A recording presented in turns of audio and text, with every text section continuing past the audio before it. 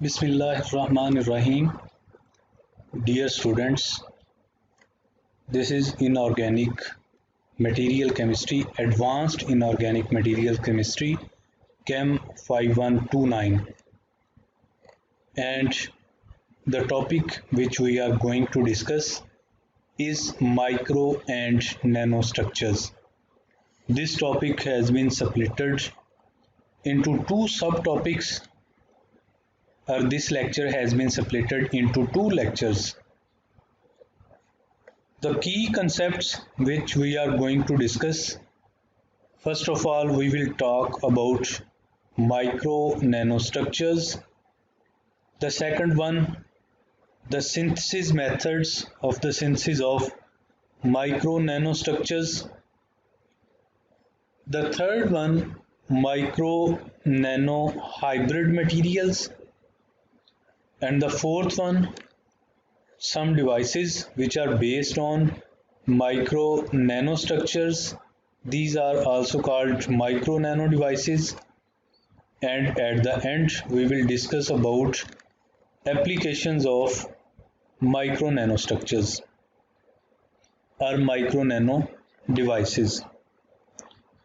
So starting from micro nanostructures. Nowadays, scientists have learned that the manipulation of atoms, molecules, and clusters on surfaces is feasible, and that new fundamental of science governs the properties of nano objects. So the term nano, before introducing micro nanostructure, I will talk about the nanostructures and then the micrometer level, and after that we will move towards the micro nanostructure. The term nano is derived from the Greek word nanos, which is also used for dwarf. Dwarf means the short length, short person. This etymology and its placement on the metric scale, it is that 1 nanometer is equal to 10 raised to power minus 9 meters. It shows that the nano scale is very tiny, so tiny that the tiny dimensions, these dimensions are not visible to naked eye beyond the normal limits of our observation. We know that the diameter of a hair is just 100 micrometer, and if we compare this diameter of the hair to the Buckminster fullerene, which is only 1 nanometer in size, and these variations of diameter of hair and Buckminster diameter, it has been shown in figure 1.1 on the next slide. So nanomaterials are defined as materials having at least one dimension in the nanometer range. Which nanometer range? From 10 to 100 nanometer range, in which the nanoparticles, which are also nanoscale materials, they are the major investigated subjects. And the term nanoparticle, it was also earlier termed as small particles. It appeared for the first time in 1980s. This is figure 1.1, where the length scale for classifying the nanoparticles has been given. Starting from the right, we can see this is the diameter of the hair, which is 100 micrometer. It is also 0.1 millimeter, because 100 micrometer is also equal to 0.1 millimeter. A micrometer is 1,000th part of a millimeter. Then moving from right to left, we can see there are red blood cells which are only 10 micrometer in size, some bacteria like Escherichia coli which are only 1 micrometer in size, the viruses, human immune deficiency viruses, HI viruses, they are 100 nanometer in size. The size of a molecule of a hemoglobin is 10 nanometer, and on extreme left, which we have compared with the diameter of the hair, is Buckminster fullerene. It is a carbon 16 compound, carbon 60 compound, where 60 carbon atoms they are interconnected to form a cage-like structure.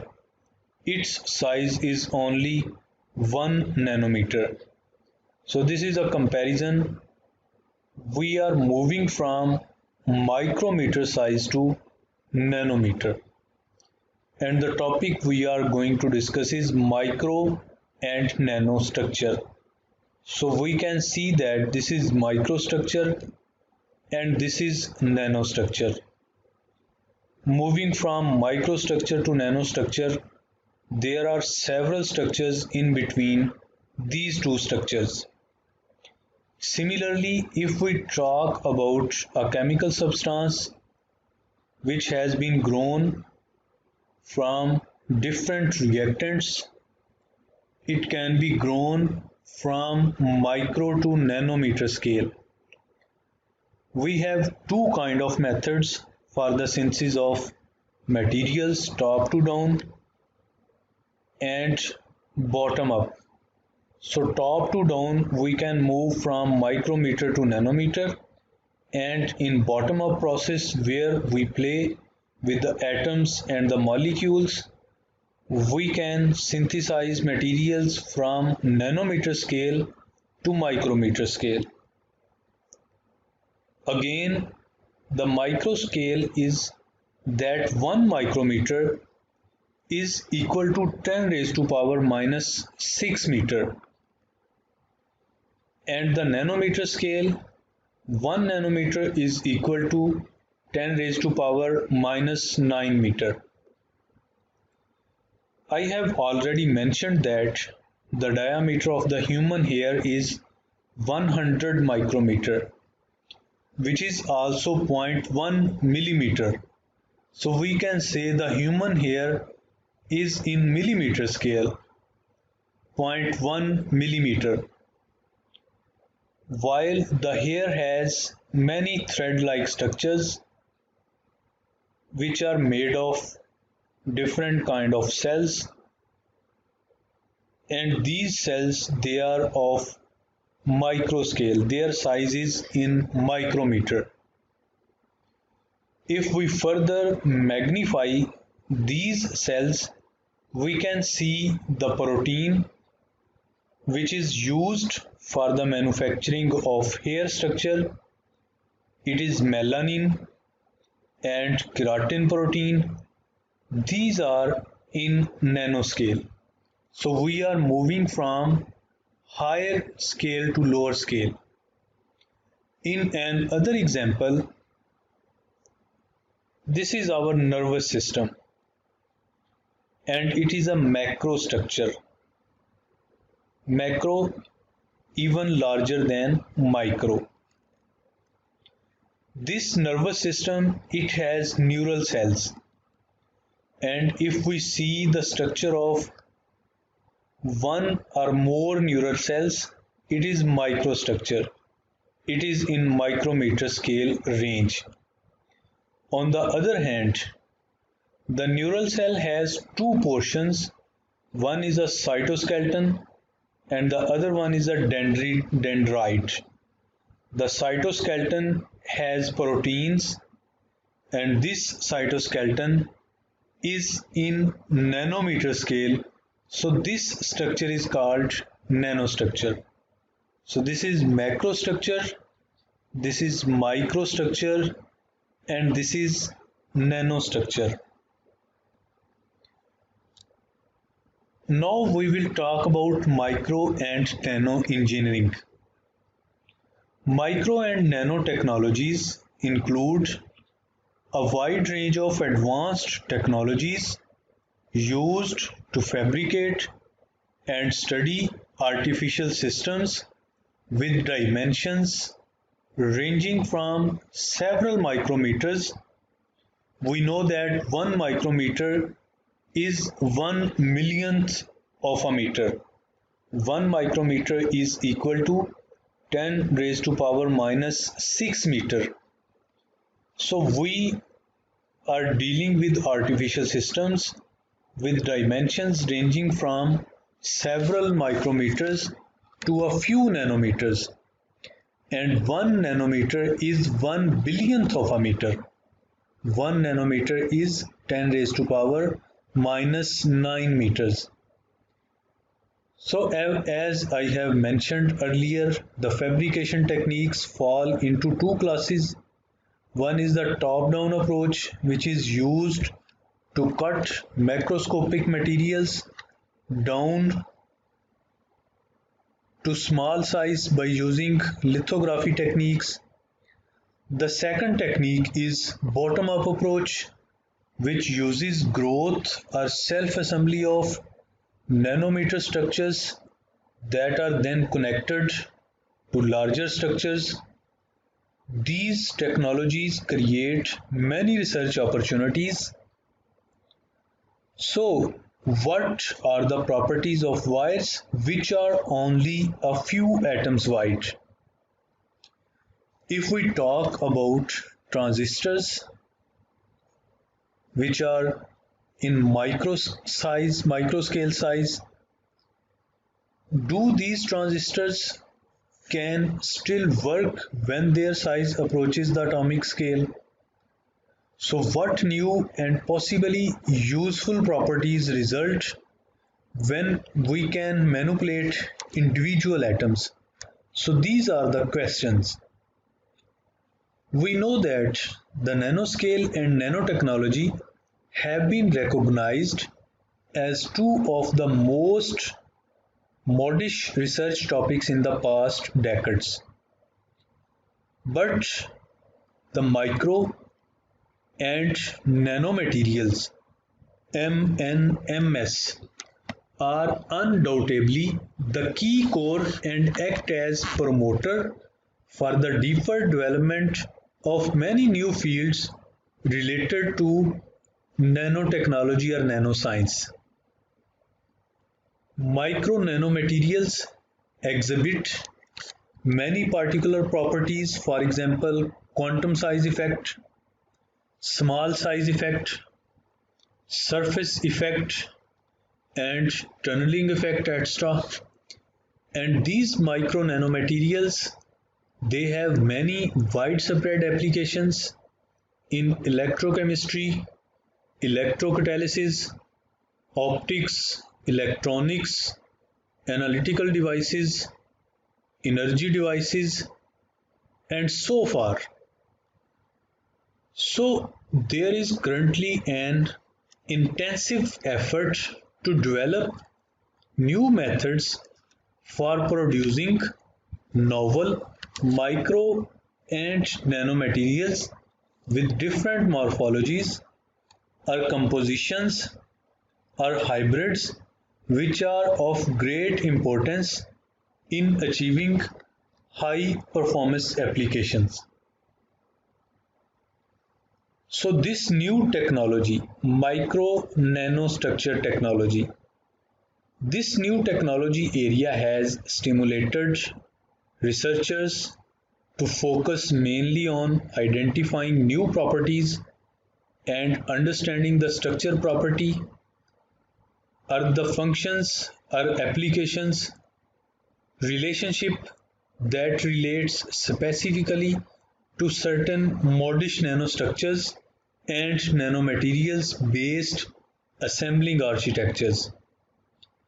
Generally, the size, shape, architecture, composition, hybrid, molecular engineering, assembly, and microstructure of Micro nanomaterials are the key parameter in revealing their new enhanced functions and determining their different applications potentials. For example, the size effect, shape effect, composition effect, hybrid effect or hybridization effect, molecular engineering effect, assembly effect or assembling effect, microstructure effect, and some other multiple effects. So these are all effects which affect the applications of micro nanomaterials. Micro nanomaterials with well-defined morphology and new functions and new applications are significant and ongoing challenge within the nanoscience and nanotechnology. Actually, one can effectively tune the properties of micro nanomaterials, or one can even also obtain new properties and new functions by controlling any one or two, even more of these parameters. Which parameters which I have mentioned on previous slide: size effect, shape effect, molecular engineering, etc. But the flexibility and scope of change are highly sensitive to some specific parameters. So needless to say, it is always desirable to reveal the relationships of structure function, the relationship of new size, composition, and shape based properties, and the possibility of compelling reasons for functionality and applications. However, still the design and synthesis of certain functional and micro nanomaterials with well-defined morphology and new functions and applications are a significant and ongoing challenge within nanoscience and nanotechnology. The micro nanostructure can also be defined as a hybrid structure where a substrate in micrometer scale has been used and certain kind of materials in nanometer scale has been grown on the substrate. For example, in the picture shown here, this is the original sample, the picture A. We do ultra fast laser structuring and we grow some integrated structures at this original surface. In the C picture, these integrated structures, for example, two of them are shown here. This is the single unit of integrated structure. We can do the thermal oxidation of this integrated structure. Something comes in and something goes out, and after thermal integration we can see nanowires. Nanowires has been grown at the surface of this integrated structure. So this substrate is in micrometer scale, while the nanowires, they are in nanometer scale. They have been grown on this substrate, and collectively we can say this is micro nanostructure or micro nano hybrid structure. There are some other examples of micro nanostructures. Look at this picture. This is electron microscopy images of some new micro nanostructures. Starting from the picture A, the picture A is showing some monodispersed gold nanoparticles. The picture B is showing gold nanoparticles.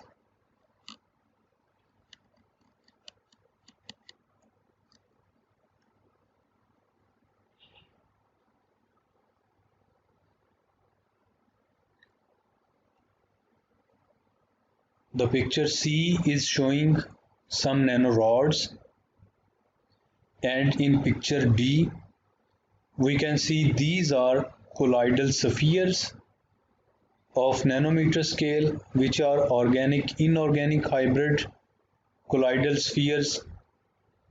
The figure E is showing microhexagonal columns of cadmium tellurium cysteine nanocomposites. So this is a microstructure, but it is made up of three-dimensional columns of cadmium tellurium cysteine nanocomposites. Similarly, in picture F, we can see carbon nanotubes with titanium oxide and gold hybrid nanostructure. The figure G is showing magnetic nanoparticles where the gold has been deposited on the surface of platinum nanoparticles. Then the figure H is showing these are flower-like gold microstructures. And in the last figure I, these are copper oxide octahedra, which are also in micrometer scale range. So these are some examples of micro nanostructures. These are nanostructures. This is the hybrid where the nanocomposite columns have been collected to make a micrometer scale structure.